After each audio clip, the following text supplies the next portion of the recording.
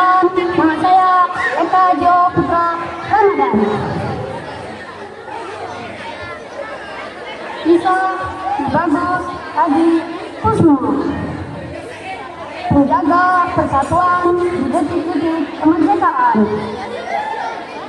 Hari ini izinkan saya membawa teman-teman memasuki sebuah kisah terjadi lebih dari 100 tahun lalu.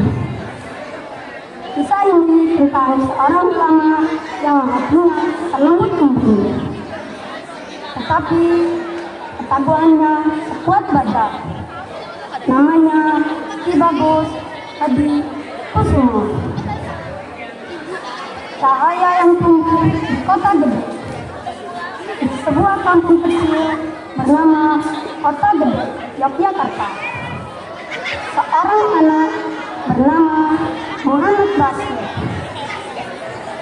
Kelak kita mengenalnya sebagai Ki Bagus.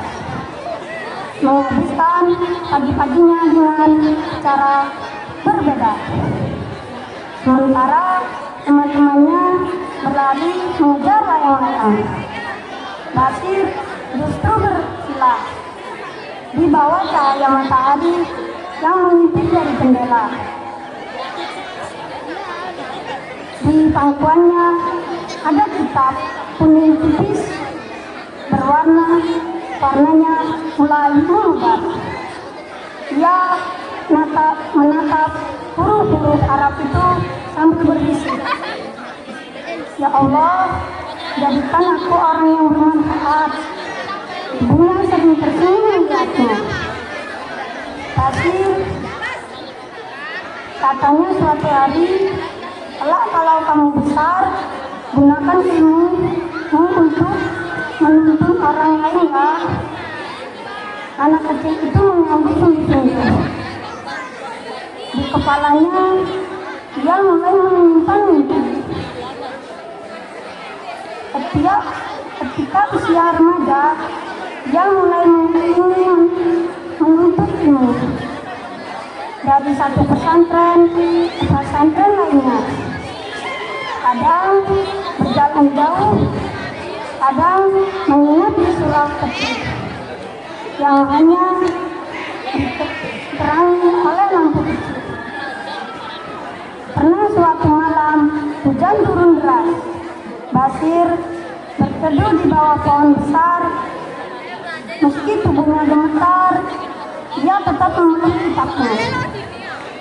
Dia berkata dalam hati, "Aku belajar bukan untuk diriku saja, tetapi mengajari jalan orang lain." Dan benar, manusia yang tekun pasti akan tumbuh menjadi besar.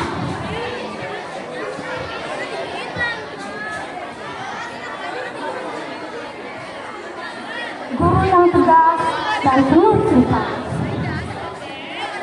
Setelah ilmu di dada semakin penuh, ia tergantung dengan yang mulia. Disinilah dia dikenal sebagai orang guru yang tegas tapi penuh kasih sayang. Cara mengajarkannya sangat hidup. Dia tidak hanya menjelaskan ayat, tetapi mengajar bagaimana ayat itu dibawa dalam kehidupan. Orang-orang mulai memanggilnya Ki Bagus karena tutur kata halus, pikiran jernih, dan hatinya baik. Ia sering berkata, "Menjadi baik itu mudah, yang sulit adalah membuat orang lain ikut baik." Datangnya Jepang. Ketika penjajahan Jepang tiba, suasana menjadi mencekam. Banyak tokoh ditangkap, rakyat hidup dalam ketakutan. Namun, Ki Bagus tetap menguatkan masyarakat. Di surau-surau kecil, ia duduk bersama warga, memberi pengajian subuh-subuh. Para penjaga masih terkejut. "Jangan takut," katanya dengan suara pelan namun tegas. "Selama kita bersama Allah, tidak ada apa yang memandang harapan." Masyarakat Kota Gede menemukan ketenangan pada suaranya. Sidang penentuan dasar negara tahun 1945. Indonesia berada di ambang kemerdekaan. Ki Bagus diangkat menjadi anggota BPKI dan PPKI. Orang-orang pilihan yang bertugas memasukkan dasar negara. Disinilah perjuangan paling beratnya terjadi. Ketika mengusung Piagam Jakarta, Ki Bagus memperjuangkan agar negara berdiri di atas landasan keimanan dan kuat. Baginya, bangsa ini hanya akan kokoh jika berpegang pada nilai ketuhanan. Namun, sehari belum Indonesia merdeka, muncul kabar yang membuat suasana sidang mendadak dingin. Berbeda, wilayah Indonesia tidak bisa menerima rusuhan awal sila pertama. Jika dipaksakan, Indonesia bisa retak sebelum berdiri. Ketegangan mulai mengundang. Tokoh-tokoh bangsa menduduk. Bagaimana cara menyatukan semua mata airnya memandang seseorang. Ki Bagus Edi Kusumo. Ia diam lama. Tangannya memegang meja, matanya menerawang. Dalam dada terjadi pergulutan. Ini bukan sekedar soal kalimat, ini soal hati, soal persatuan, soal masa depan Indonesia. Ketua sidang berkata lembut, "Ki Bagus, jika kita tidak satu, proklamasi bisa gagal. Ruang menjadi sangat sulit."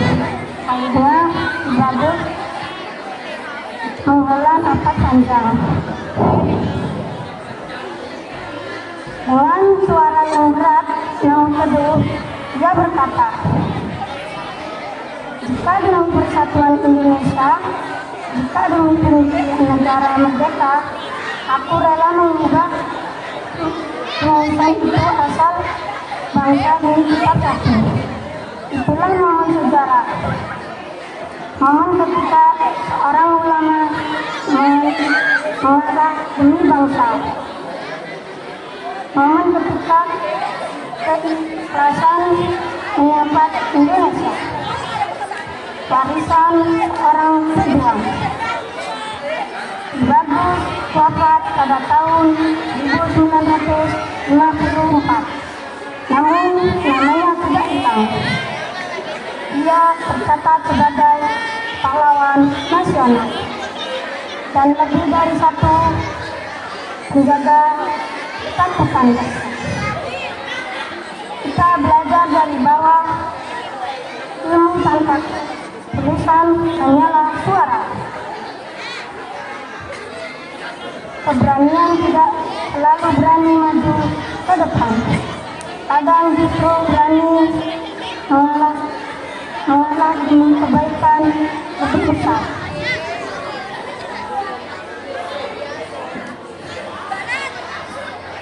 Demikian kisah dari Cibagus. Jadi semua, wassalamualaikum warahmatullahi wabarakatuh.